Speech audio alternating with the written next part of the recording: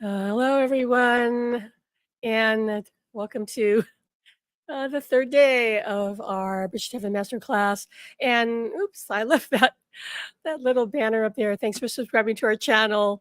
If you haven't already, please do so. If you liked what you were learning so far, previous classes. If you haven't watched the previous classes, like go look for them. Bridge to Heaven, day 1 and day 2, and today's day 3. So let's kind of get into that. Right. So, we're going to talk about clairvoyance today, and you're going to want to stick around because we will do another attunement, meditation attunement. I understand for yesterday's attunement meditation, some people went really deep and fell asleep. And I think that is probably because we brought in the archangels, which we're going to do again today. And before we go further with that, I wanted to tell you a little bit of what happened after class because after I brought them in and then they backed off, I could feel them back off, and I kept hearing the Archangel Chamuel. Okay, Archangel Chamuel, Chamuel, and a few of you know who that archangel is, and I had totally forgotten. I said, "Please, sorry, Archangel Chamuel, that this archangel in particular is for self-love, focuses on self-love and the healing of relationships." So, how appropriate is that, right? Because I felt Archangel Chamuel knocking at the door going, let me in, let me in. Like, I want to help with these classes, let me in. And I said, okay. And I was just really stunned. And he said, I want to be more present when you help people and have them call on me too, to help. Because the key here is if you're reaching through the veil and you're wanting to connect with somebody you love, and it doesn't matter who they are, parent, child, partner, spouse, friend, it doesn't matter. Their love is at a higher vibration than ours because they're now unconditional love. Okay. Yes, they're still learning. I'm not saying they're perfect. I'm not saying they got everything figured out, but because they no longer have an ego, automatically there's a rising up of their vibration. You and I don't have that luxury, because we still are in a body, and to be in a body, you have to have an ego. You have to have, on some level, a programming to live in this world. This is how it is. You can learn to, lighten that up and not affect you as much, but you're you're going to be under the influence of the ego. They are not. So Shamuel came through and said, one of the biggest hindrances to connecting is lack of self-love, and it's at an epidemic high level in our world today. Many people do not love themselves. Many people, in fact, he's saying to me, have a lot of self-hatred. And if you're holding that, it's going to be really tough for you to match the vibration of someone in the spirit world. That's just how it is. Okay. Now, if you're just wanting communication alone, that won't be such a problem for you. If all you want is to communicate, you can do that. Where it becomes a problem is if you are a partner or spouse of someone across the veil and you want to rekindle that relationship, to have what we call an interdimensional relationship, then you need to be more of a match if you want to start experiencing them. When I say experience, I mean feeling them, and that would include feeling like physical touch. Although they don't have a body, they can still touch you. You can still feel like they're holding your hand or have their arm around you or even kissing your cheek or anything like that. A lot of people are having that experiences, and spirit's telling me, and many more will. Okay, because if you begin to believe that that's possible, what happens? You're opening the door to the other side. And it can happen. Okay. It depends on your belief system. Depends if you have any fear. But if you want that kind of connection, it's a whole different thing. You are going to need to rise up. You're going to need to love yourself, or you'll only experience a portion of what's possible.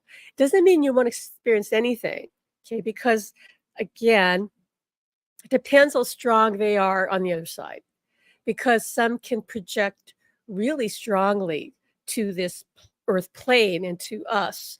And the person may not be, we in a body might not be as strong in our self love, but they can still come through, right? But if you want to have the highest experience, then you're going to have to learn how to love yourself, or you're going to realize that what you're experiencing is just maybe a small portion of what's possible. Okay. I can't exactly assess that for you without doing a reading, but I think you know what I mean, because your energies have to line up. They don't have to be completely in sync. It has to be close enough so there's contact, right? It's like, instead of like this big gap, like here am I not loving myself, and here they are. So at least got to get in range, so that we're close enough so that, okay, there can be contact. There can be more, he's saying, I'm hearing phenomenon.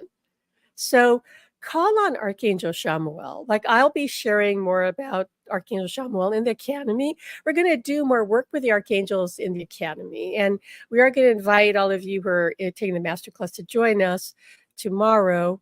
We're not quite set up for that yet, but you'll be able to join us on a donation basis if you choose to. But just know that that is possible, and just know that the archangels, oh my God, they're wanting to come through and help. They told me it was almost like, it was really funny. It was almost like they were pushing me like away a little bit, although not, and going, "Let us in here." And that's why I heard them come in yesterday and say, "Well, we want to." We want to come through. Can you bring us through? And they said that was why many of you felt sleepy, because that vibration is so high. It's also a powerful healing vibration because it's so high. So you're just going to go out. And if you went out, if that happened to you, that's what you needed. Okay. So it was perfect. And the more you repeat it, you go back and watch that video, day 2 of the masterclass, go back and watch it, go through that exercise again, feel that love come in. Okay, some people felt deep emotion. Somebody, she knows who she is, who told me felt grief. And I said, well, that's probably love, because their love, whether it's from our loved one or our archangels, is so intense, so moving, that you're going to cry. You're just going to cry. Or maybe for some of you, just get knocked out because you just go, whew, like, wow, that is such a high vibration. And if you got knocked out, I'm hearing that you received a healing. Okay. And you might want to revisit it, and maybe you need another healing and another healing. That's fine. At some point, you won't fall asleep anymore. But that's not unusual for those things that happen. Okay. When you're working with these higher realms and the higher vibration. But what they're saying to me is that it's time for them to get more active in helping those who are ready to elevate their consciousness, to heal their fears. And also they're saying heal body, mind, and spirit. Okay, not just your fears, but maybe even physical things. And yeah, and they're now they're showing me this paper, and they're going, Pam, you did sign a contract, to be our vessel, to be our vehicle. I go, yeah, I know. And because I had a vision way back when I first opened up to the other side. And I had literally put my head on a pillow to take a nap one afternoon, and immediately was in this vision, like felt myself in another place, and I was surrounded by a group of people. Looked like it was about 10 people, like 10, 12 people in a semicircle. And I was standing there, and I'm in this vision. I'm not sure what I'm doing there, but as soon as I see the people, I feel myself being pulled out of my body, like through a tunnel. And as I'm going through the tunnel, I feel this other energy, this other presence pass by me. And I kept going up and it kept going down and it entered my body. And so I was looking outside at the people still, like I was still in my body, and yet I was also up there. So I was like bilocated. So I was up out of my body, looking down at myself, and I knew that there was this other presence merged with me. And we began going up to people and tapping them on their third eye, which I'm going to do today, by the way. Okay, in a minute, they're reminding me we're going to activate you. So I was tapping them on the third eye, and to my horror, because I didn't understand what was happening, I see these people fall backwards. Okay, they weren't hurt. I knew they were not hurt. They were swooning. They were all blissed out. They were like, "Oh, wow," and they just, like, fell backwards, they were fine. But I, not knowing what that was, I was frightened, and I immediately when I came out of that, 'cause it so scared me, I woke up and I called this psychic that I just met. She and I had become friends. She and I actually shared the same date of birth, different year, but date of birth. It was very bizarre, very similar, yet very different, she and I. And she immediately tuned in and she goes, "Your guides showed you that. They're telling you this is your mission. You're here to activate people. You're an activator. You're an awakener." And I go, "What are you talking about?" Like, I was completely new to this. Like, huh? She said, "This is what they're showing you that you are here to do if you're still willing to do it."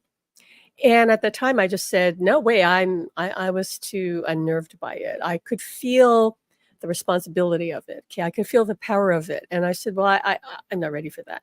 And she said, "That's okay. They're just showing you that's there if and when you're ready." And after Alan passed, they came back to me and they said, "Are you ready?" So yesterday, the archangels came through and say, "You are ready, right?" Because let's do this now.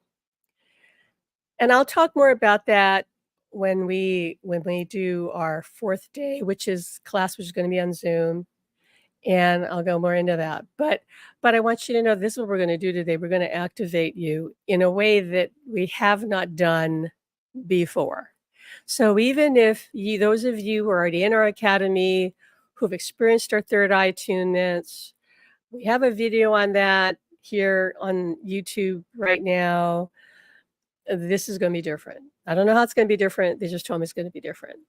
Oh, they said because I'm different. I'm different.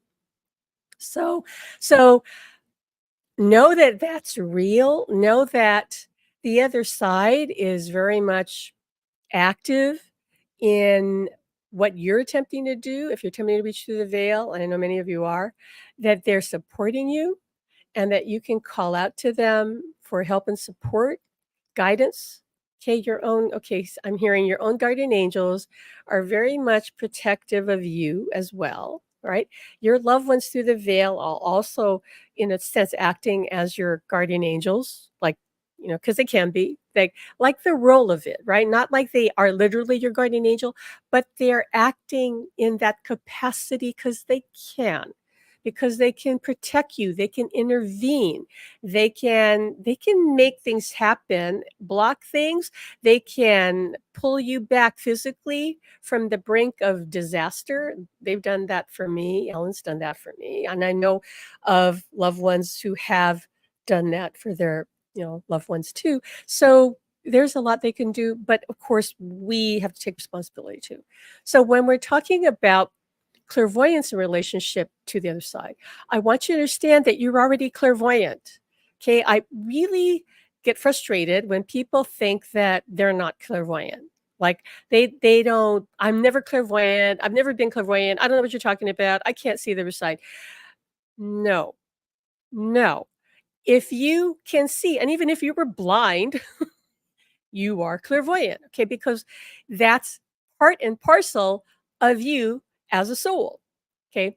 What has happened for some of you, not all of you, but some of you, is that you have some fear about seeing the spirit world. Maybe you've watched too many scary movies. Maybe your family, your parents, or your friends had some scary experience and they just told you, oh no, you don't want to see that. You don't want to see the other side. You don't want to see ghosts or their demons, or you have a lot of fear. So if you have a lot of fear, you're going to close that down. And some of you, when you were little, because this is so common, children quite often are completely psychic and they see spirit. They see spirits around them. Alan did when he was a child, and it scared the crap out of him. That's why he would bang his head against the wall in his bedroom to get his mother to come to him, because it terrified him. So when our son started having the same experience, I knew, without even remembering Alan's experience, I knew that what was happening was that because our son is a natural medium like Alan is and I am. So I knew that he was perceiving the other side. And when you're a child, you're terrified. Like, you don't know what you're seeing. Being clairvoyant means you see everything. Okay, everything. And if you don't understand what you're seeing, you're going to be scared, And if your parents don't know how to explain that to you, or you're too little to even get it, if we try to explain it to you, you would still be afraid. And I knew, because my guides told me, you need to let Taylor sleep in your room on the floor on a little, like a folding mat thing, very Japanese style. Like a folding foam mattress, and that was the only way he could sleep. And there were times when he he would sit on that little bed of his, and Alan might sit there with him, and he'd tell his dad, "Dad, watch out! You're stepping on one of them." And Alan would go, "One of who?" He goes, "One of them." And Taylor was seeing spirits. Okay, he wasn't afraid at that time because his dad's there, and he would later tell me that he would talk to his angels, and the angels' names were Angel Bob and Angel Edward. And I asked him, "Well, what do they help you with?" And he said, "Well, Angel Bob likes to sit around watching soap operas and eating pizza, and Angel Edward helps me with my math, and he tells me or asks me questions like, 'Are you sure you want to throw that rock?'" And I was just stunned. So he's seeing spirit, okay? And I'm telling you this because I'm hearing most kids, okay? And you guys are younger than me. So most of you, I can't say all of you because there's always exceptions, were seeing spirits when you were little. Some of you remember it. Some of you block it out. Our son, even though he grew up in a family where we do this work and we believe in it and we're open about it, he doesn't remember it anymore.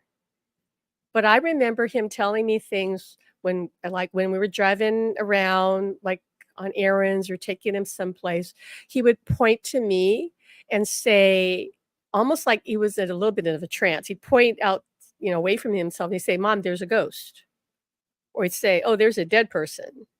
And then he'd just keep talking. like it was like he kept talking about something else. But he would stop and just tell me what he saw. He, to this day, does not remember anything of that at all. So when you open up clairvoyantly, you cannot open up to only seeing your loved one or who you want to see. I mean, okay, you could affirm that, and maybe you will, but I'll just say that the people I know who are profoundly clairvoyant will tell you, for example, when they close their eyes, they see all kinds of strange things. Like you're seeing another world. Okay, I'm hearing you're seeing the astral plane. So on the astral plane, that's where our loved ones exist. Okay, deceased loved ones are on the astral plane. And so you'll see, but on the astral plane is also every thought that's ever been thought. So while in truth there is no real Satan, the thought form of Satan exists. And because thoughts create, therefore, Satan does exist. Just a thought form that you do not necessarily have to encounter because we live in a universe that is about frequency matching, right? You have to be in resonance of what you're going to experience. So if you've got fear patterns going, that's in your aura.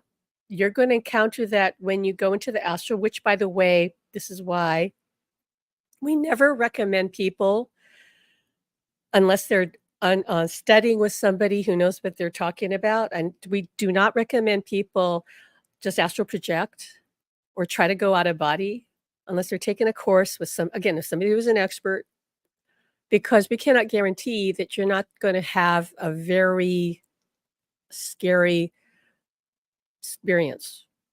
I have had people close to me who are profoundly psychic, who went out of body and were terrified, and then said, I'm never going to do that again.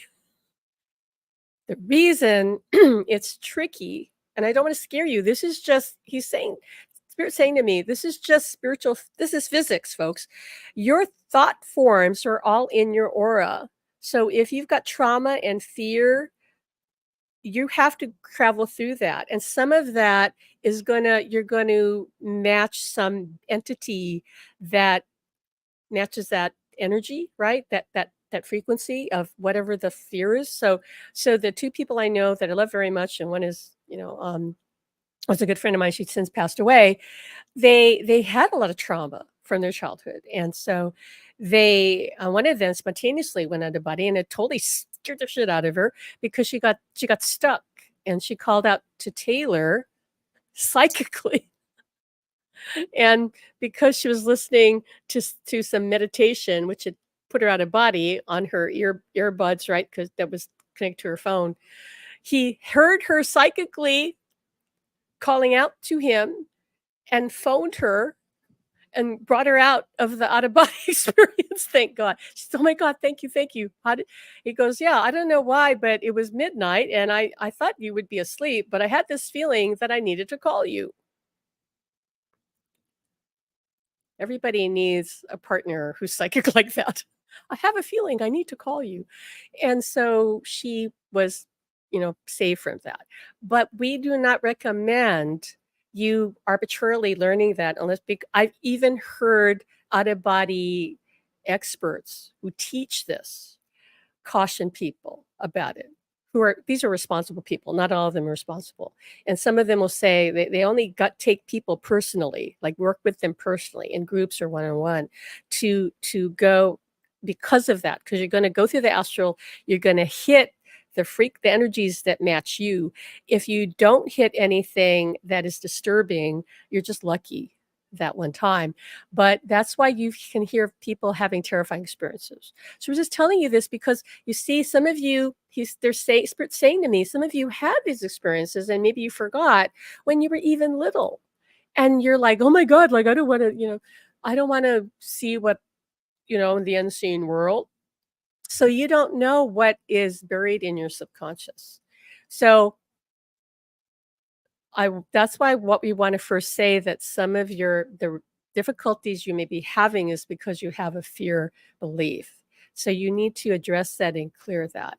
But also understand that if you fully open up to seeing more, I would say just more vividly, okay, just be prepared that you can't necessarily dial that down. I know my friend Swati, who's profoundly clairvoyant, would say the same thing. Like, she sees all kinds of, she called it nuttiness. But then she's not afraid of the dead because she knows that they're kinder and gentler than the living. So she's not afraid of them, but you might because of a belief system. So you can't just see exactly who you want to see. Okay. The other thing, spirits will project themselves to us, and your loved ones, in fact, are probably trying to do that. They may vary in their ability to project. their image. They're going to show up in whatever way they choose to. It will usually be them looking younger, like at a time in their life when they were healthy and happy. They're not going to come through like the last day they died and they were old and aging or in bad shape physically, right? Why would they do that?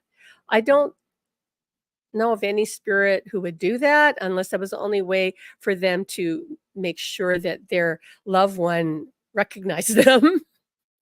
when when Taylor had a dream of his dad, because Alan was concerned that Taylor wasn't grieving. Alan came and told me, he goes, Pam, our son's not grieving. If he doesn't grieve, he's not going to be able to process this. And I can't get through. And I said, well, I can't make him grieve. I can't make him cry. And Alan goes, well, he needs to cry. And I said, I can't. How am I going to do that? So literally a couple of days later, Taylor calls me up and he says, oh, Mom, I had this dream of Dad, only I didn't recognize him at first in the dream because he looked so young. And Taylor, of course, his last memory of was his dad being 83 on the day he died. And so he was like, who are you? And his dad goes, it's your dad. And Taylor goes, oh, Dad. And he starts crying. So, because Alan had said, son, you need to cry. And after that, he was fine. Okay. And since then, yes, he hears his dad, knows his dad's there, feels his presence. He doesn't talk about seeing him. I don't think he's ready to see him, even though Alan says he could. He's not ready for that. It's a little too intense for that, but he talks to him. He gets signs from his dad. He knows he's around. If he needs help, he calls out to him. He always gets help. He always gets advice. Alan helps calm him down when he's nervous. I know he does that. Taylor can feel that. So you don't have to see them to have this profound connection. And if that's not happening for you, I would suggest that you just, stay the course and not think of clairvoyance as the be all and end all and the ultimate, because it's not necessarily going to be what you think it is. Okay. It depends. I have worked with some people who can see clairvoyantly their loved one, and yet they're not having the communication. Okay. It's not there at all, or it's very, challenging in some way. And for these people, it can be harder because can you imagine if you could see your loved one, but you can't talk to them? Like you don't know what they're saying. You don't know if they hear you. You maybe you could see their mouth moving even, and you go, I can't hear you. Like, I don't know what you're trying to tell me. I in some ways, I think that's worse because something's going on, but you're like behind this glass wall. And to me, that would be more painful than not seeing, okay, not seeing, but hearing, like having the communication, feeling their presence, getting other signs like that, right? And but to me, the communication aspect is the first place that I recommend we begin. Because if you have communication, you have a relationship. If all you have is the visual, like you see them and you know that's them, and you don't have that communication solid, you don't have a relationship. You are, like I said, living behind this glass wall. And I'm hearing the other side saying, and for them, it's frustrating too. They're saying it's somewhat a bit of a torture. I mean, that's maybe too strong a word, but it's really frustrating. Like you can't talk to them. If you cannot communicate, you don't have a relationship, do you? If you cannot communicate with somebody, what do you have? Nothing. Like you could feel them around you, but you don't know what they're thinking or their answer to your question or any of that. So I prioritize learning to communicate. This is why we emphasize a lot in the Academy channeling. We're going to go full on into that next month, especially in the months to come.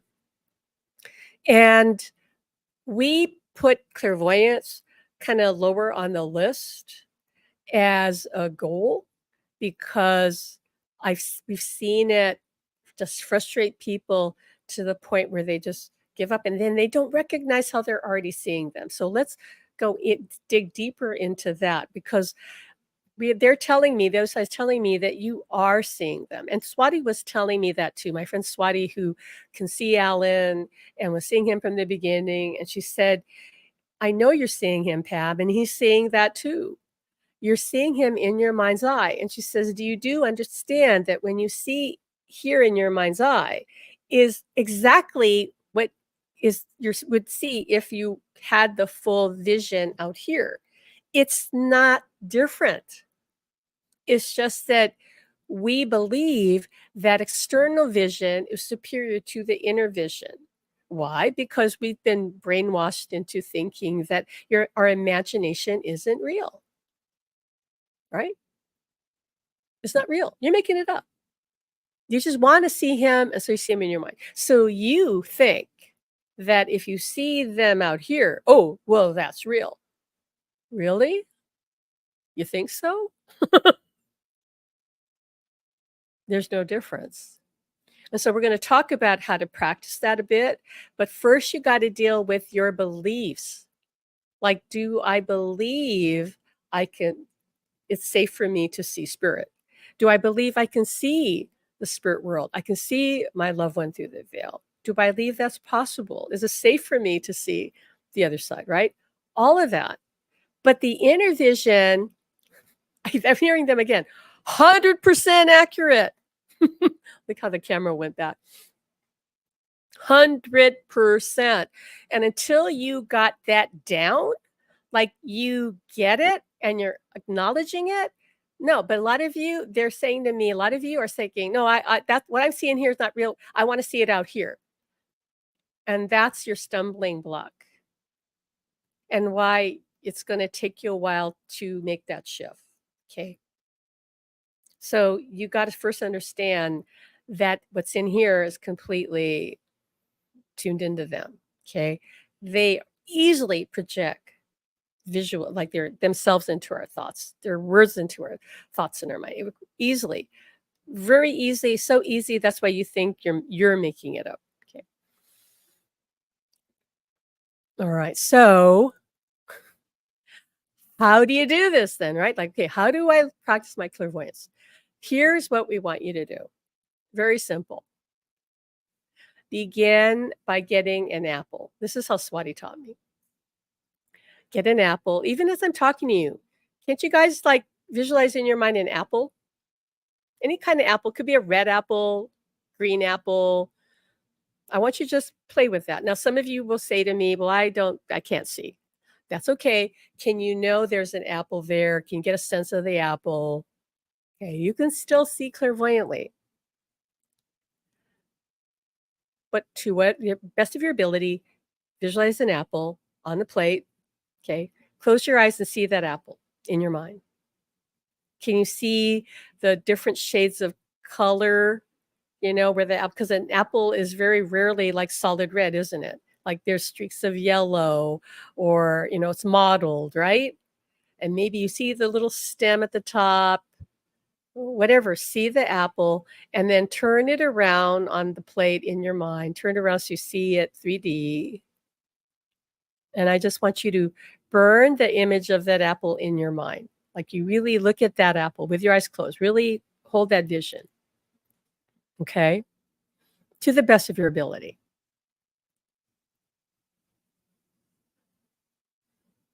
Okay, got that? Now, in your mind, still in your mind with eyes closed, imagine that someone could be you, took a bite out of the apple. Can you see where that bite is? Like the chunk of apple is gone. And so now there's the pale creaminess of the inner apple, right? And imagine that apple, the edge is starting to decay where you took a bite out of it because it's gotten brown now. Can you imagine you or someone continuing to take bites out of that apple over and over until all you have left is just kind of the core still standing on that plate, maybe balancing. But now most of the apple's gone, right? Because you ate around it and it's starting to look brown, starting to decay. You're visualizing that apple, right? Or imagining what that looks like, or knowing what you're seeing. It's okay if it's just a knowing. Okay, I just want you to see it. So when you play with that, you're strengthening your clairvoyant muscle.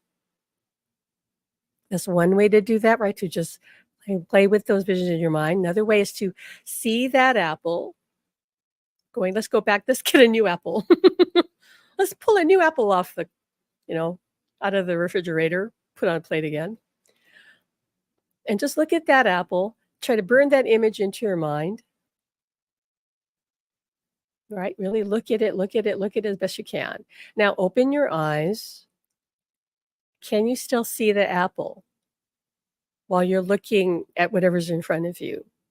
As if the apple is holographic or transparent, right? And you can see the image of it, you can see through it. See through it. Practice seeing that apple, holding it in your mind's eye. Okay. And if you need help, this is because some of you will need help, get a physical apple and literally put it on the plate. For some of you, this is probably what you're going to need. Put a real apple on the plate. Look at that apple on the plate or in your hand. Close your eyes and see it in your mind. You can do this later. Close your eyes and see that same apple on the plate or in your hand, in your eyes. And keep looking at it. Close your eyes and see it. Look at it, close your eyes and see it.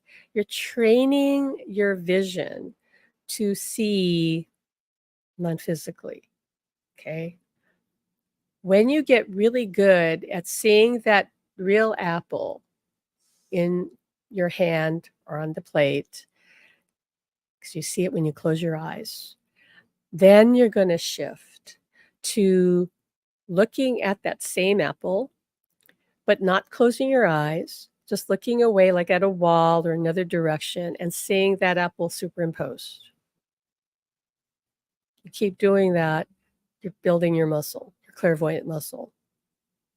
When you get really good at that, you go, oh yeah, I can see that apple and the wall behind it. I can see through the apple. I can see the apple like it's 3D and I see through it to the wall or the doorway or whatever it is, right? When you get good at that, then you move on to getting a photo of your loved one and doing the same thing. Focus on the photo of them. Look at it, stare at it, burn that vision into your mind, right? Close your eyes and recreate it in your mind, in your inner vision to the best of your ability. Keep repeating that. I'm hearing Spirit saying, do that 5 minutes every day until it's really easy. Like you can look at the photo and you see them in your mind really clearly. It gets stronger and stronger with practice.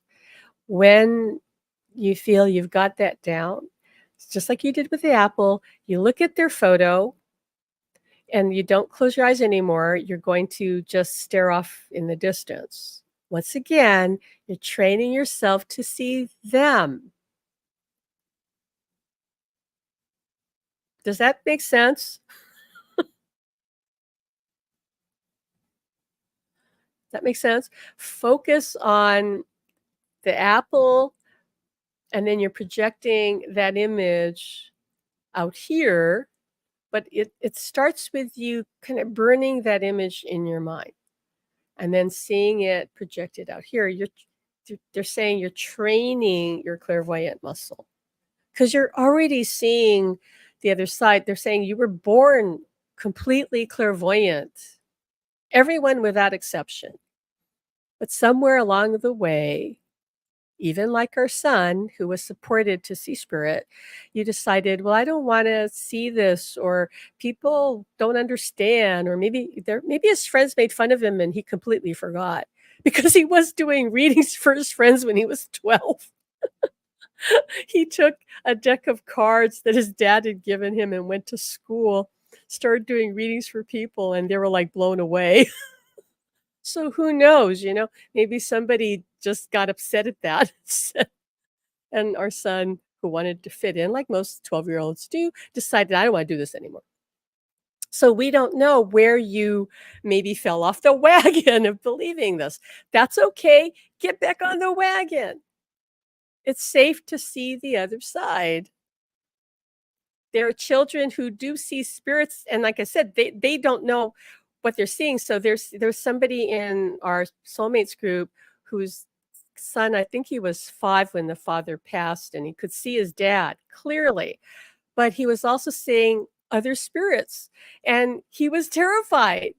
And so his mom tells the dad, "You gotta help him because he sees you, but he sees all these other beings around you, and he's scared." So his father took care of that, like, back off. Okay, but that's what it is. So you could ask your loved one, and I'm hearing Archangel Michael too, like, "Could you just keep, a little give me some boundaries here with these people? Could you create that for me? Create some space for me?" You can try that. I just can't guarantee that that's gonna do it, but you can try that, okay? Because I just know Swati still sees some weird things, and she goes, "Huh?" And she even with her, she's a little nervous about going out of body for the same reasons I just explained, because she knows that she says she knows she's gonna encounter some scary shit. She knows that. She's done that enough to know that that goes with the territory.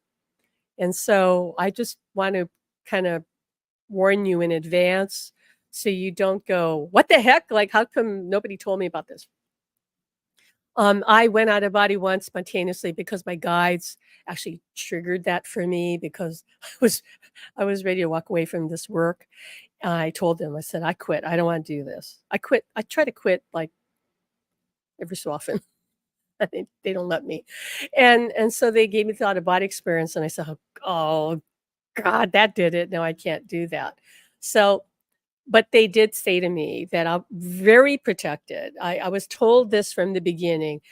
And I said, "Why?" They go, "You'll understand soon enough, but you came in with so much protection, and nothing is really gonna get through to you unless you literally like let it in." So um, that's how it is. So, okay, so just understand that you can learn to see them, but don't make this the pinnacle of the experience for you. We like to encourage people to focus on feeling them, feeling their love, because we know that just seeing them doesn't heal grief. It doesn't. And your mind, your physical mind, which is still gonna be inclined to doubt, right? Is gonna still throw up this thing like, "Oh, you're seeing things." I promise you, it's still gonna go, "Oh, you're imagining that. That's not them." Or, if you've got a lot of fear going, could even say, "Oh, you just saw a demon." So, it's not all you think it is, but I get why you want that, and you can develop that. But we suggest, just our suggestion, you put communicating with them first, whether it's through automatic writing, which we highly encourage. Automatic just means writing, channel writing, writing what you hear them say to you, what you believe they're saying to you. And communicating, honing that, because that does take time, but that's the most fulfilling, guys. Like, if you have the back and forth communication, you have a relationship. You have something to build on. That and feeling their love, feeling their presence, knowing when they're really close and when they're not as much. Doesn't mean they're gone. It just means more a question of they kind of eased up because they're always there. So it's a question of, intensity, right? It's not like, oh, they're gone. Like you're here or you're gone. No, it's like levels. They're saying to me because they know that we have to live in this world and it would be very distracting if you're constantly kind of for me it can be distracting being feeling like you're in a trance state. On the other hand, if you really hone this connection and this relationship through the veil, you probably are at some point going to feel like you're living in a trance of some sort because that's what it is to live between the two worlds. It's just that you get used to it. Like, okay, I've got one foot in the physical world, I've got another foot in the spirit world. That's what mediums supposedly do. And by the way, not all of them really do that, but the good ones, the true ones, they actually do. They're living in both worlds. And it's not an easy thing to juggle. That's why we recommend that you keep learning about this and be with a group or community or teachers like us, some of you trust, who can help you navigate it. Because let's face it, this journey is rare. Like, are you going to do this? Is there a book out there? Is there information out there? I checked on ChatGPT and I don't find any information yet. Maybe one day they'll put us on ChatGPT. I don't know. But you can't find your way through this if you don't have somebody guiding you or giving you feedback. You have other people saying, "Oh yeah, that happened to me," or who are inspiring you, right? Because we're all here to teach each other. That's the key. And we will talk more about that tomorrow on Zoom, where we really get more up close and personal with you. But this is not for the masses for a good reason. Most people are not going to be ready for this. But if you feel guided to, if you feel excited about it, that means you can do it, or you wouldn't feel that excitement. You wouldn't feel this curiosity. You didn't feel this fascination. Even if you do feel a little bit of trepidation or a little bit of like, oh, I don't know, am I really fear about, oh, do I want to see the spirit world? But that doesn't mean that it's not right for you. If you feel a little resistance, that's really normal, completely normal. Yeah, Lisa just says, I think only seeing them could possibly make the grief worse if you can't communicate with them or feel or sense them. Yeah, only seeing them, it is like they told me it is like living behind a glass wall, and it's more heartbreaking. Okay. So, you don't really want that. And most of you are not going to have that. So, and in a way, that's a blessing because what I'm describing of somebody being able to see like really clearly, but not having communication is not common, but it does happen. So I'm just trying to explain to you why it's not something you want if you haven't put in the development of the other psychic and soul senses, right? Of clear audience and clairsentience, even of feeling them physically and emotionally, all of that. You want to cover those first. And then let the clairvoyance kick in and know and go with what you're already seeing. So clairvoyance is also seeing peripherally. And a lot of you, I know, because they told me, you're seeing something on the side, right? Like, I think I saw them on the side, or something is there, and they can appear as orbs, absolutely, because essentially we are beings of light. So appearing as an orb is absolutely common. Easiest way for them to manifest is as an orb. Okay. After that, yeah, they got to develop, project a physical image or something, or even 3D, they can materialize, but that takes a lot of effort and work, and they can practice doing that. The other thing they want me to say is that spirit communication of any kind, whether it's clairvoyance, clairaudience, clairsentience, whatever, it's not always going to be like constant and steady. I remember somebody asking me in the very early days of when I was teaching, they said, "Well, I just want to know if I'm going to be able to, like always have a conversation with my husband, like I always did when he was here. Like I wake up and we're talking and we keep talking and on and on and on." And I said, "I can't promise you that." Um, in the beginning, I said, "Probably not." Because we have to remember that they're reaching to us, communicating to us through another dimension.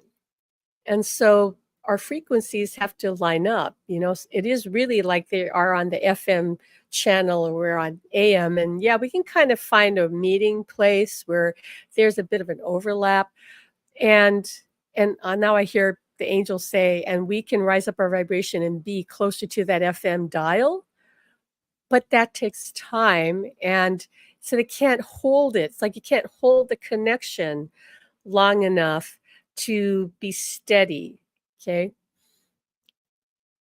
And it doesn't mean it couldn't get steady. It just means we need to let go of expectations and understand, all right, this is going to be in a constantly evolving experience. My experience is going to be unique to me, even though other people have had certain experiences, including, myself and others like me. And so don't compare yourself to me or anybody else. You're going to be on your own unique experience, your partner or your loved one in the spirit world, them too. So you have to understand whatever happens for you is what happens for you. And it might not be the same as somebody else. It might be more incredible or it might be something else. But every day it can be different. So we have to focus on the now and say, appreciate what's happening now, not talk in terms of, well, I don't see him, I'm not clairvoyant, because then we're manifesting that into our now. Better to say, my clairvoyance is getting stronger. I am confident that my clairvoyance will get even stronger tomorrow and the next day. Affirm what you want. Don't describe what you don't want, because that's going to keep you stuck. Appreciate what you already see, because they're saying to me that you see flashes of them in your mind. Like, give you an example. And I know you folks have experienced this. So you could be washing the dishes or taking a shower, brushing your teeth, whatever, driving your car even, and you get a flash of an image of them, maybe like for me, washing the dishes. Suddenly, without even trying, I see a flash of Alan standing behind me like he's kissing me on the neck. And I know that's what he's doing. Whether or not I feel him, whether or not I feel him, it doesn't matter. Because that image came to my mind spontaneously out of the blue, I know by now that's him. And then I'll say, okay, are you kissing me on the neck? And he just laughs, yeah. Maybe I felt it, maybe I didn't. It doesn't matter. He being close to me, okay, and me being a soul like you, is completely psychic, and I get that flash, that's the sign. Okay, that's real. Your physical mind's not going to make that kind of nuttiness up. Why would it do that? If anything, it's going to say, oh, that can't be real, Pam. So if it believes it's not real, why is it going to give me that image? When something happens out of the blue, like a pop out of the blue, generally speaking, and again, there's always exceptions, that is a psychic message or impression. It is not coming from your physical ego conscious mind. Can you get that through your head? That is you picking up on them because they're there. So of course you're going to flash on that. Like, oh, you're standing over here. I saw this energy or whatever, this presence, and then this knowing or this sense that that's Alan. Again, I don't have to see him. I might, but maybe I didn't. Maybe I just flashed on his face, or maybe I just felt this, whatever it is, whatever landed in my awareness, I claim it. I go, okay, that's you. And then I'll hear him say, yeah, that's me. Of course it's me. Who else is going to be? So you have to start paying attention to those things instead of just ignoring it and going, "Oh, I'm making it up," or thinking, "I'm just making this happen because I wanna see him." No, there are so many people who try to make this stuff happen, and they can't make it happen. Um, Feeling them to me is another form of concrete evidence because you can't make yourself feel spirits.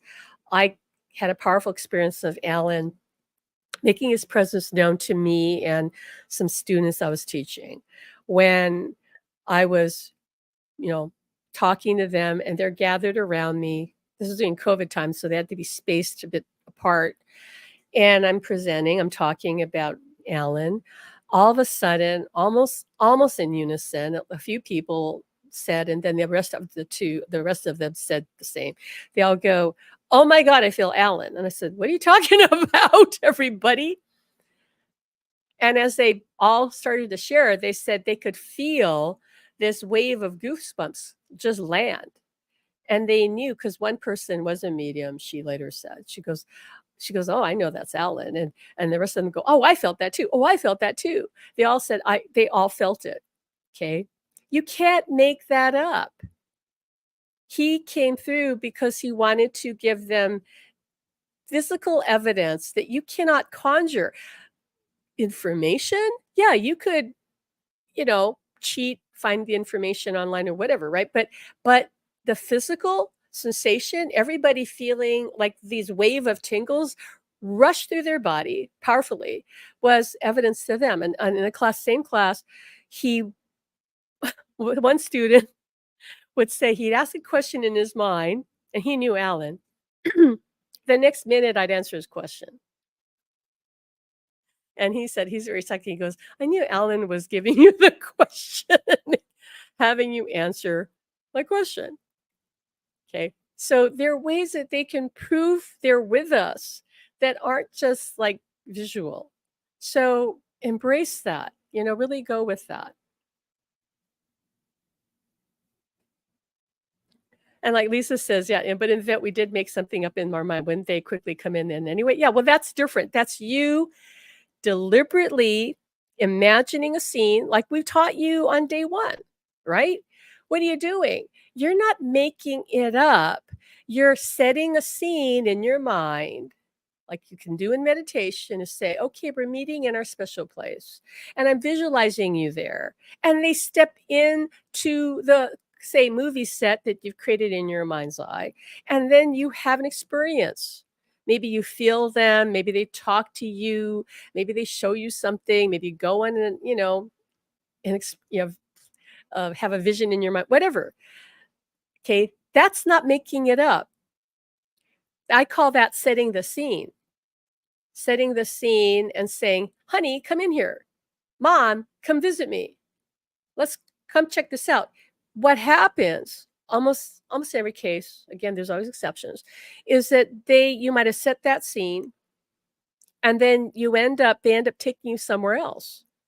I've had so many people when I do these sessions privately say, like one of my best friends, she said she started off seeing them walking down the beach like she always does in real life. She talks to them walking on the beach.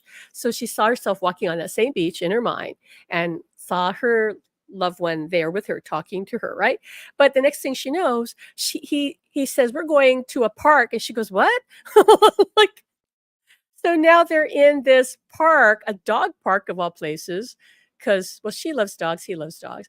And she was like really like surprised, like, okay. And he's talking to her, they're in this park. Okay. That too is evidence that they're taking the lead. It's not you making it up. If you're going to make it up, you're going to stay in the place that you started out with. Now, are they always going to take you in a different place? Maybe not, but they know what location that you've created in your mind may or may not be right. Right. So they may take you someplace else. So they might want to show you something. So you're just setting the scene very, very different than in making up this contact. Okay. You just have to practice. You have to give this time. You have to persist. Like Lisa just said, I love that, setting the scene. Right. You're like setting the scene for the action to occur, like the movie set. Okay, action. Where are you? So they come in. You're not telling your loved one what they're going to say. You could be asking questions, but you don't know what they're going to say. You're just letting the movie play out, and you're letting them co-create the experience with you. And that's as simple as it is. Don't make it any harder. Don't think you got to, I don't know, meditate for 2 hours a day to get into the zone. I It isn't difficult. The only challenge you face are your beliefs and your fears. Okay, and any of that. Okay, that's it. And you can get over that. You can get over that. How? Through practicing and working through those fears, because every time you practice, you're training your mind that no, this is real. I'm doing this, and you're building that muscle. That muscle that you has is weak, is atrophied because you never use your psychic muscle. You never use your clairvoyant muscle. You haven't needed to, right? And now you want to. You can't expect that now you can like go the distance with this, that now you're this powerhouse. You got to work it out. You got to keep at it. And I promise you it's not that hard, and they're helping you. They're helping you, and now the archangels are helping you. Okay, so I've been trying to keep them like on the sidelines here. So we're going to do an attunement. We're going to guide you. I don't know, they have something to share with you to guide you into to connecting and seeing. We're going to take you on they're saying we're going to go on the bridge to heaven. You're going to visualize again, setting the scene, right? The place that you want to see your loved one, and invite them there. And the key here is to do your best with that. Don't worry if you feel like you didn't do a good job, because you're just starting. Very few people can hit a home run the first time at bat. And their spirit saying to me, everybody can hit a home run with this if they just stay with it and trust and believe. Okay, but until you're trusting and believing, you got to give it some time, because you're strengthening your muscle. Every time you work this out, you're getting stronger. Okay. So I'd like you to close your eyes, take a breath in, and on the exhale, release any and all stress, worries, energies, emotions that don't belong to you. You can do this by simply using the power of your intention. And speaking of intention, in this moment, set the intention for what you would like to experience in this meditation. Maybe your intention is simply to experience a deeper connection. Maybe your intention is to simply relax to a level that you've never experienced before. That would be good for many of you. Whatever it is, let go of any expectation of how this is going to unfold. Know that when you set an expectation, you're actually putting limits, because who knows what might happen if you have zero expectation. Just trust, believe, and allow.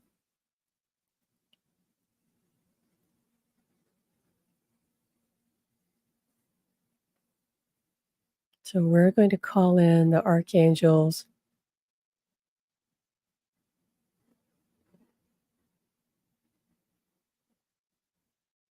We're surrounding all of us.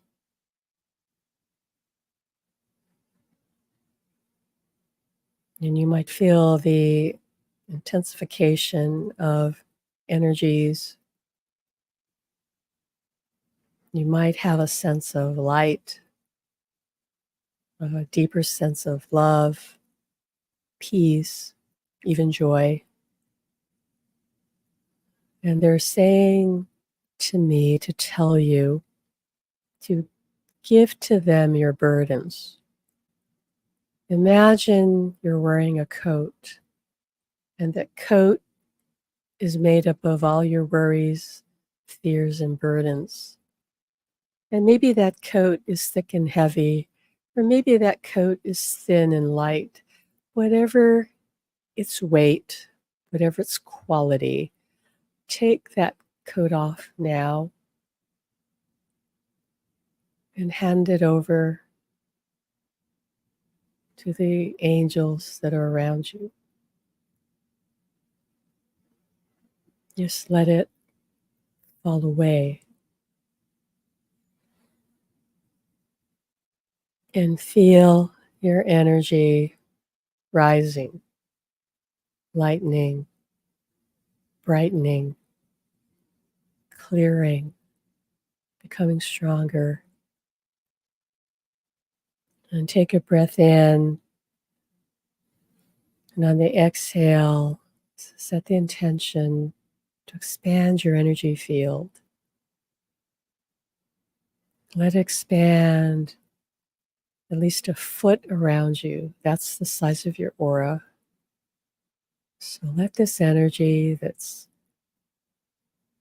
now at its fullest, highest potential in this moment, let this energy expand.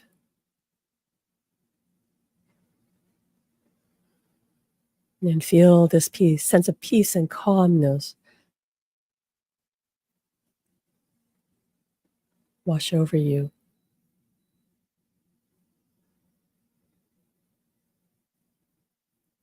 And now imagine, see, or feel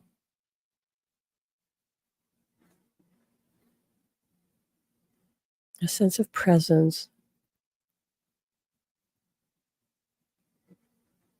as your loved one or your guides come in close to surround you with their love.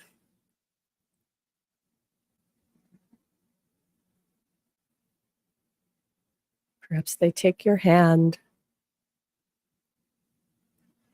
Perhaps they put their arm around you. Perhaps they kiss you on the head or the forehead or the cheek. Whatever you experience, just go with that. And don't worry if you're not sure you experience anything. Whatever happens is perfect.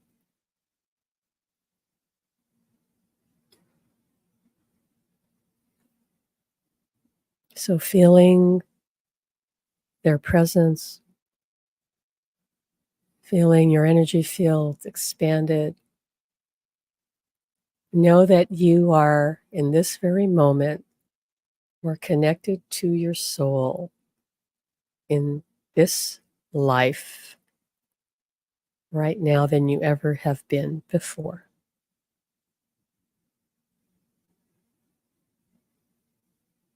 Set the intention to let your soul blend more with your physical conscious mind and your physical body.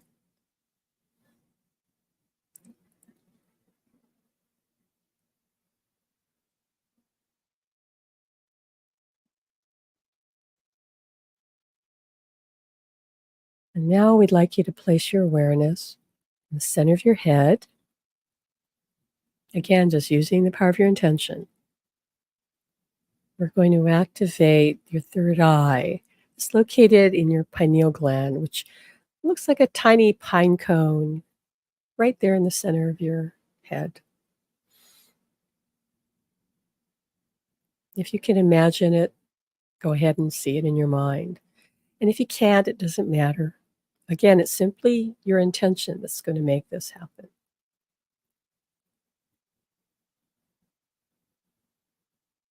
So now with your attention and intention focused on your third eye, I'd like you to raise your hand and take your index finger, and it can be whatever dominant hand you use, and place your finger right there on your third eye. And as you do, we're going to activate you.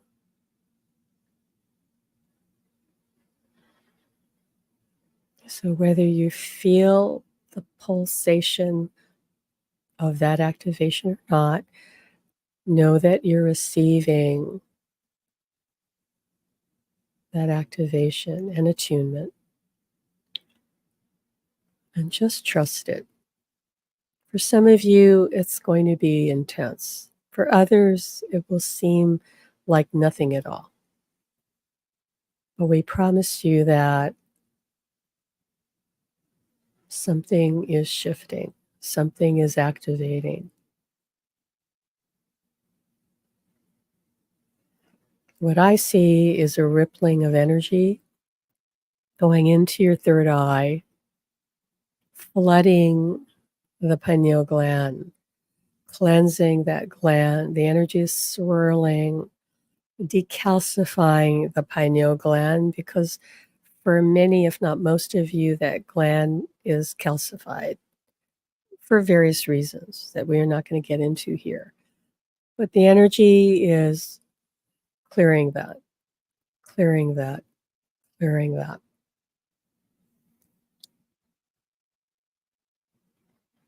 So that layers of calcification start to break apart, start to dissolve, moving into the bloodstream at whatever rate will be least disruptive to you on a physical level and a spiritual level. Spirit is saying this cleansing and clearing for some of you is going to continue for the next 48 hours. And so you're to drink lots of water and rest if you feel you need to rest. And if you would like to meditate, just putting your awareness on your third eye in the days to come, that could help too.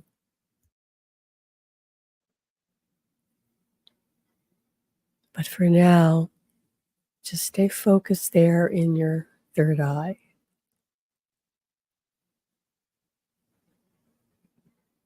And just relax.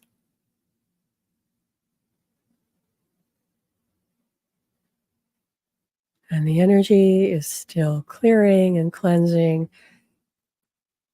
And it is beginning to activate, for some of you, your clairvoyance in a new way. But we must tell you that your guides are in charge of this unfolding, and that they do not want to frighten anyone, overstimulate anyone. They don't want any of you to see more than you are prepared to see. They will always be cautious for the reason that you have time to ease into this. Not out of fear. They have no fear for you. They just don't want to disrupt your life. So take a breath in, and on the exhale, feel your breath enter your pineal gland, your third eye. Feel your breath moving this energy through your third eye and weaving it through your entire body, because your entire being is clairvoyant, not just your third eye. Yes, clairvoyance relates to the pineal gland, to clairvoyant vision, absolutely. Clairvoyance also relates to the totality of psychic and spiritual awareness. Both, not just one. So affirm along with me if you feel guided to. It is safe for me to be profoundly clairvoyant. It is safe for me to be profoundly clairvoyant. It is safe for me to be profoundly clairvoyant. And feel those words go into every cell of your body.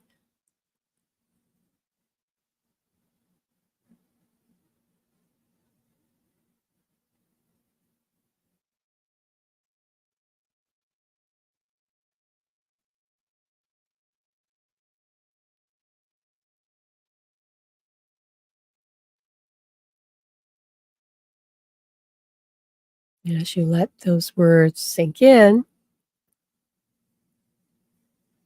if you choose to, you can affirm along with me, I am profoundly clairvoyant. I am profoundly clairvoyant. I am profoundly clairvoyant.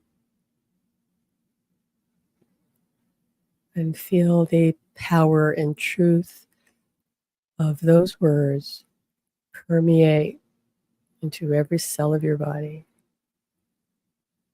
And let both affirmations begin to dismantle or even clear any limiting beliefs or fears you have about your psychic vision. Know that Archangel Michael is always there to assist you. He can be the bouncer at the door. So can Alan. So can your loved one. But Michael is the main guy.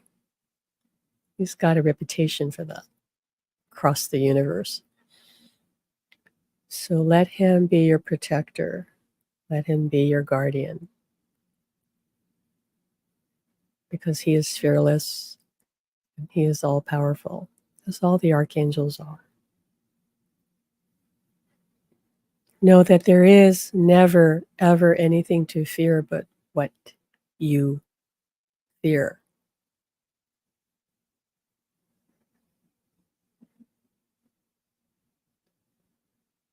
So let go of your fear. Remember that you as a soul are part of God and all that is. You are the all, the total, the sum that is God, Creator, and you are the particle, the piece, the aspect, the single entity. You are both.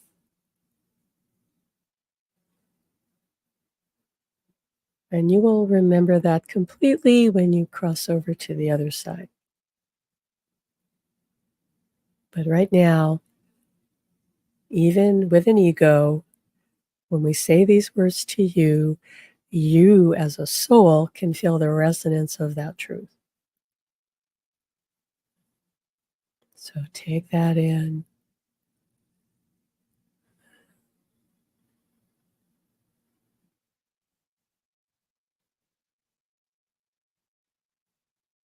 And now that you've been attuned, I want you to take a moment, although you don't really need to, but you can affirm with me, I am one with all that is.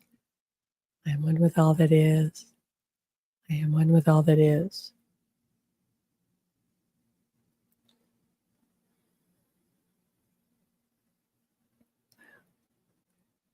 Now, in your mind's eye, see, feel, or imagine, or just know that you're in your special place with your loved one or your guide. Be there fully with them. Where you meet is your bridge to heaven. This is the in-between place between heaven and earth. between the spirit world and the physical world. The two worlds join on the bridge.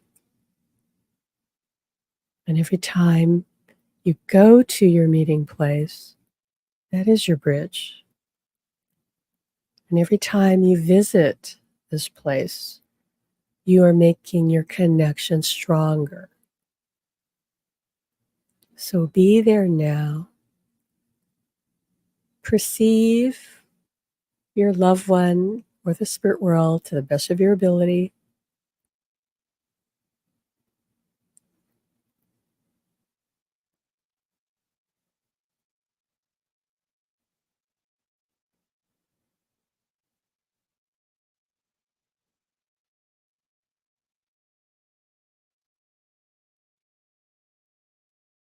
And trust whatever you experience.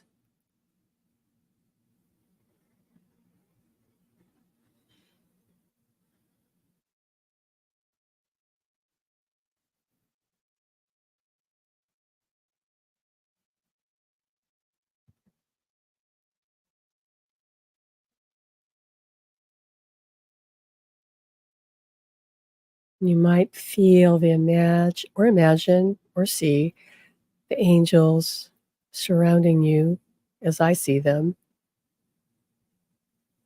surrounding you to support and help you to make contact. They're helping both of you.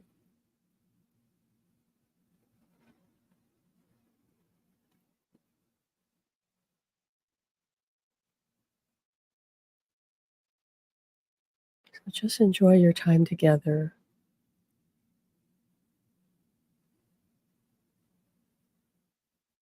And if you want to ask a question, if you have a question, go ahead and ask it. Or you can simply say, hey, what do you want me to know? Or what can you tell me that I don't already know? Or you can just bask in this experience and enjoy it. Because sometimes the most profound spirit communication is pure emotion. It's just love.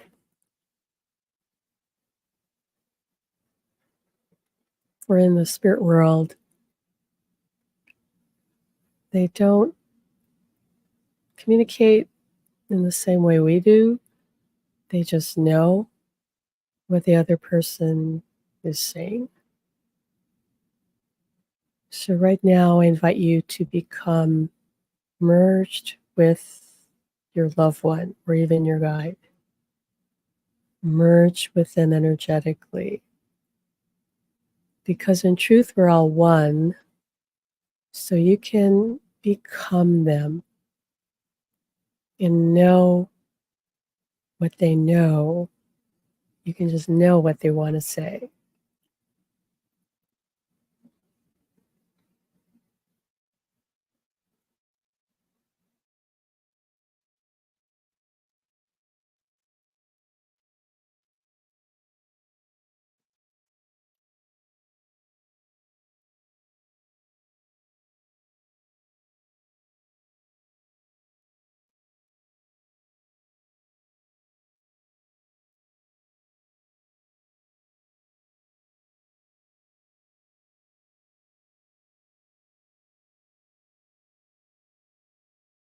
All right, now I'd like you to take a breath in again.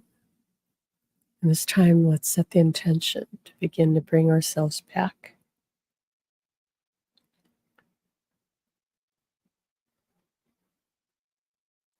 And taking your time, thanking the angels, thanking your loved ones and your guides.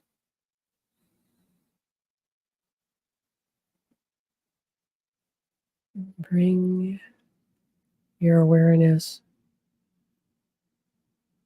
fully into your body. Imagine, see, or feel that you're putting down roots through your feet to the earth, so that you're anchoring yourself to the earth. Really imagine, see or feel your feet are touching the dirt, even if you can. Your grounding cord is going straight down to the center of the planet, to the molten core of the earth itself. And imagine, see or feel yourself bringing up that earth energy, this healing earth energy into your body, and letting that energy flood up your channels of your chakras. Let that energy fountain out the top of your head and out at the palms of your hands, so that your body's filled with this grounding earth energy. And using the power of your intention, reach out to the cosmos for some cosmic energy that is perfect for you in this moment. You might see it as a color. You might even feel it energetically, but bring that in however way you experience it to the top of your head, and let that cosmic energy flood your body from the top of your head down to the tips of your toes. Let that cosmic energy mix with the earth energy, creating this beautiful blend of earth and heaven energies. Okay, let that energy swirl and mix. Let this energy heal and restore you. Let it anchor and integrate our work today, the attunement and activation you received. Know that this process, this activation, is going to probably continue with, for some of you, for the next 48 hours. Depends.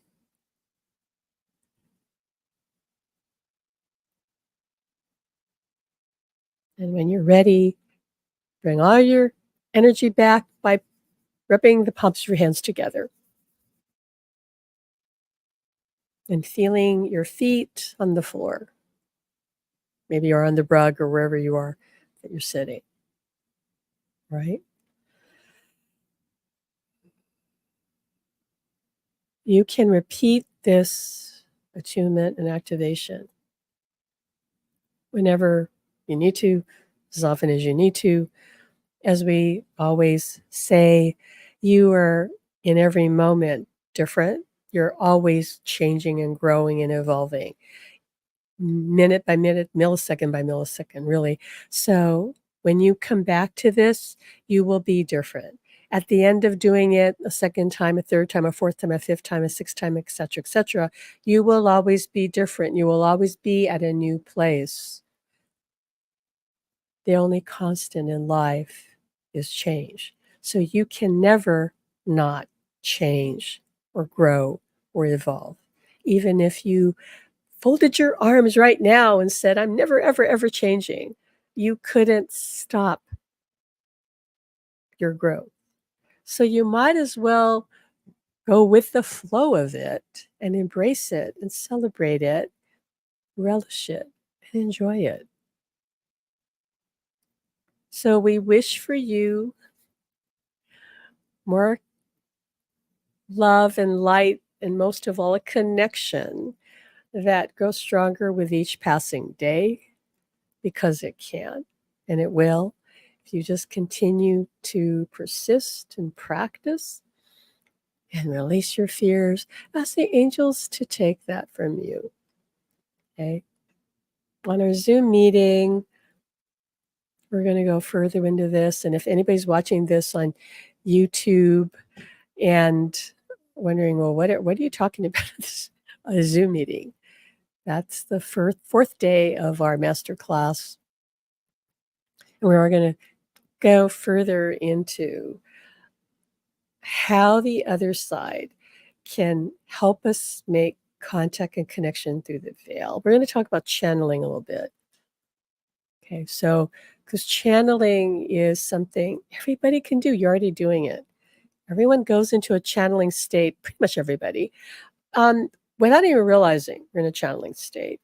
And a channeling state is a way to access the other side. Okay, and some mediums will even say that they're channeling. But there is a little difference, and we're going to talk about that tomorrow. That meeting's going to be on Zoom. So the people who are taking this class live, they're on YouTube right now, you are going to get or have already received the Zoom link information. It's also in the pop-up group. So it's there for you to find. You won't be here on YouTube. You're going to have to click on that Zoom link, and we're going to be teaching you. We will post some of that video here on YouTube, but not the parts where people are going to speak and share their personal experiences, because a lot of people are not quite ready to go public with their experiences of connecting to their loved ones on the other side. And we understand that. Okay. So have fun with this. Keep persisting, keep practicing. Don't give up. There's no failure in any of this possible unless you quit. So Julie just says, I'm still feeling it in my forehead and the top of my head. So cool. Okay, great. Great. And then the angels just want me to remind you, tell all of you that are here live, especially you guys who are taking it live, because a lot of you are our students already. So they're saying that this is only just getting started. So you think this meditation was maybe the best one? Maybe you did, maybe you didn't. I don't know. But if you did, they said, we only getting started. Every time we do this, it's going to be different. It's going to get stronger and stronger. You're going to keep evolving. And so if you want that, if this feels good to you, that's your higher self, that's your soul saying, this is the way, this is the path, this is what's going to lead to your fulfillment, this is what's going to lead to your spiritual awakening. So why would you want to stop? You know, you can if you want to. It's okay. Like, we get it. But we're here to teach you, to teach the world, really, until I can't sit here in front of a camera and talk. That will be the day that I stop, is if I can't talk anymore. I can't be here on camera with you all. But until that day comes, we're here, we're being of service. And as some of you know, we're moving to a donation-based system. So we will have our donation link in our videos, because Spirit just said we have to be accessible to everybody. Okay. So Pat just says she has to take her socks and slippers off. It gets too warm during meditation. That's usually a sign that the angels are near. So angels come in with heat, just so you know. Angels come in with heat. And loved ones in the spirit world usually will make us feel cold, usually. Okay. Some of your loved ones are, and like I said, incarnated angels, like Alan is. And so some of you experience your loved ones as warmth. That usually means that they're an incarnated angel. The coolness is more common because, yeah, that could be Amanda says the camera focuses on. Yeah, that's probably Alan. Or he says it's the higher frequencies that we're dealing with here. But he says that because the angels come in as warmth. And the reason loved ones who are crossed over kind of make people more chilled, like this is what's the common experience in a seance, which I've used to run seances, is people get cold, okay? Because the spirit world draws on our energy, our physical energy, our body heat, to manifest, to speak, to connect. They need our energy. Okay. And so that's why some people will say they get the feeling of coolness. When I was studying mediumship, physical mediumship, in trance states and stuff, that would happen. I'd feel coolness, and then I feel heat because I could see and feel the angels come in, and then the sea slovas come in, and it was very interesting because the angels would come in, I get hot, like I wanted to take all my clothes off, and then the sea slovens come in, and I feel like I'm so cold, I'm freezing. Okay, and it was because of that. So I'm just telling you this so you understand if you feel any fluctuations in temperature, what that likely is. Like I said, if the heat could be your loved one if they're an incarnated angel. An incarnated angel is someone who, we're going to close with this because some of your loved ones are incarnated angels. Incarnated angel, that term was coined by Doreen Virtue, who I know right now is rather controversial because she pretty much burned down her business about teaching the angels and has completely gone to Christianity and is trying to convert all the New Agers and says that this is the work of the devil. I'll just say I love Doreen, very grateful to Doreen. I will always treasure her. I studied with her, but she's wrong. And I know that's just her belief and her issues. Okay. But she's the one who first came with that term because that's what the angels told her. And other people will have said the same thing, but it's controversial. And other people have dismissed that. So you won't find a general consensus on whether incarnation, incarnated angels are real or not. But I know Alan said they are, and my friend Swati absolutely says they are. She has seen or met people that she says, yeah, that person's an ascended being, that person is an archangel, that person is an angel, etc. Okay, so, and I have had other people tell me the same thing. So you can decide what you want to believe about that. But an incarnated angel is someone who didn't have to come to the earth plane.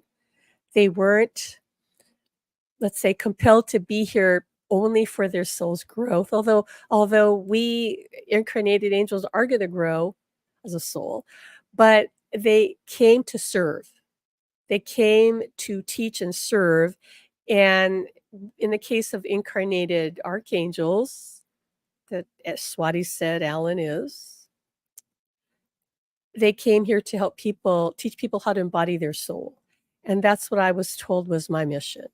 You're here to teach people how to be, live, and embody their soul. Well, angels and archangels, what's the difference? Everybody has guardian angels. And if you believe in the idea of heaven having a hierarchy, then the archangels are above the angels. But the way Spirit told me, and even the archangels told me, they said, and the way we've spoken about it in our book is that archangel is really just a job description. It's not an indication of a being that is this higher entity that, because a lot of people like worship the archangels. They said, Archangel Michael told me, he said, I'm here to serve. We all of the archangels have equal power. It's just that some of us are more associated with and more expert in certain areas, like Archangel Michael with psychic protection. So they become known for that. But they all can do what the others do because he says we're all here to serve humanity. We're all here to help people embody their soul, to heal, transform. And that's pretty much it. But the other angels, they have other tasks that they kick on. But all souls on the other side, they go to the level of their soul maturity, of their evolution, and they serve in that capacity. So it's not like being an archangel is seen in the spirit world as anything special. He says to me, we don't see ourselves as better or special than any of you. Like, we're just here to serve. We're just here to help. And with total humility, total dedication. But then that's the case with ascended masters as well. And why ascended beings will quite often incarnate and not be in positions of power or money, or faint, but they're just here to serve. And now they're showing me like Jesus. He didn't wanna create a church. When he said this is what he told me. When I said, "I am the way," I didn't mean build me a church. I meant I am the way to be and live in the world. Do as I do. Live as I live. Don't put me on a pedestal. Yes, he worshiped God, okay, but that's different. He didn't ever wanna be worshiped on the same level as God or be seen to be superior to us. When I was a child, he would come to me and say, "I'm just your brother." And I believed he was my brother, who I love very much. He said, "I'm not your father. I'm not better than you." He said, "I'm here to remind you that you're like me." So that's all he was doing. So all of this hierarchy and, all that is this is just what I'm hearing from spirit, okay? And you're gonna hear different stories of other people. All I can say is what they told me. He said, "There is no hierarchy, there's only everyone working in service to whatever level that they're able to, and they do it with not wanting any, like, what? They don't even need appreciation, although they do are grateful for you give that, but they're gonna help you whether you appreciate it or not, like, they don't care. They don't care. If you appreciate them, that all that means is that you're giving that energy to them and it comes back to you. They don't need your appreciation. They're grateful if you do that. They don't require it. It's not like they're gonna, be hurt if you don't. It really is up to you, and they work in service, and that's what they're telling me now. They go, "We're all here in service because we're all one, and there's no hierarchy. There's no higher, lower, not any of that. That's humans who want to label and say, well, this must be better than that. This must be greater than this. That's humans. Okay. And that's the challenge here. That's the problem here is that humans want to define the other side in terms of the physical world when that's really impossible. That you're all one. Yeah, different levels, but nobody over there says, "Well, you're higher, you're lower, you're further behind," whatever. That's human, okay, differentiation, which is not accurate. And everyone, I don't care who they are, they come in and they've been programmed. And even if they're a psychic or a mystic or whatever, they've still got their religious programming that many of them don't understand is still fueling their belief system subconsciously. So they go, "Oh, well, my guide said this, my guide said that." Yeah, well, yeah, because you got this programming. I didn't have any religious programming. Zero. Went to church like one day, went to Sunday school, didn't like it. My mom said, "Okay, you don't have to go back anymore."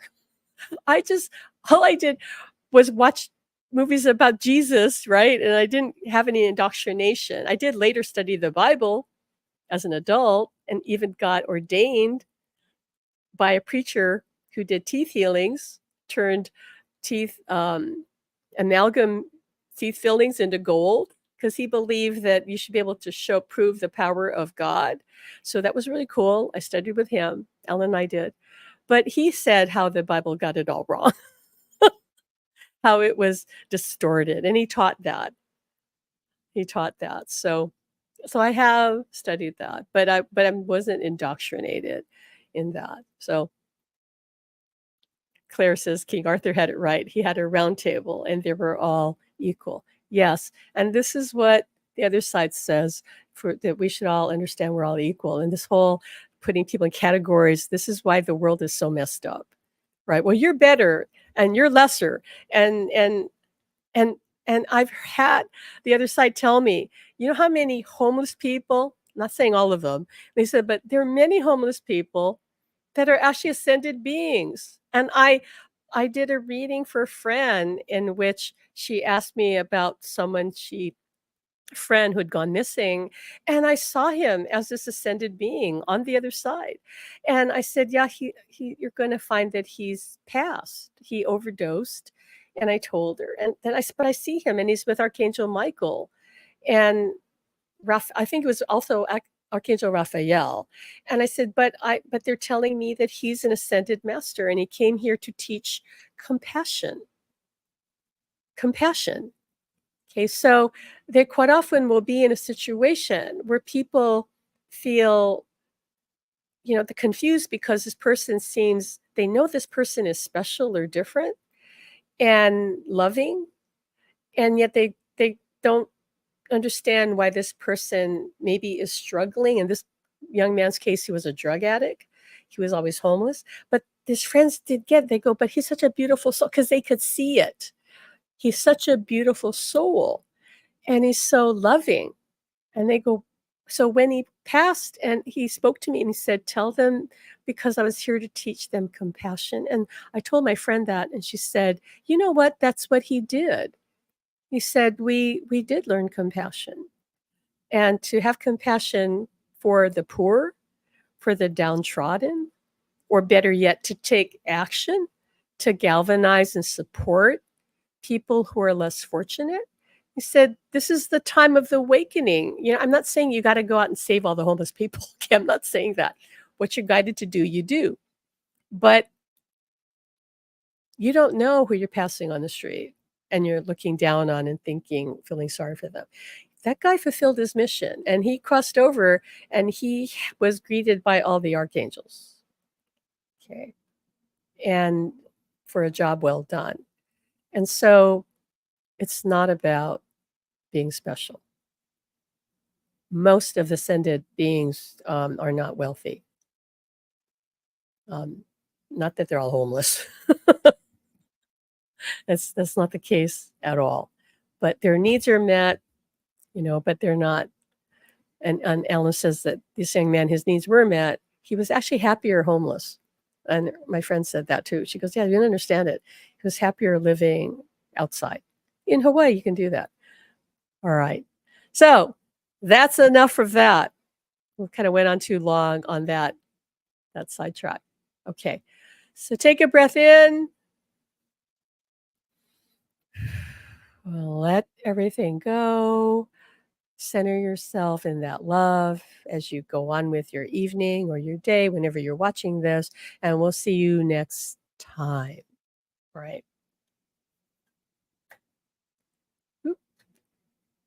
Here we go. Bye-bye now. Take care.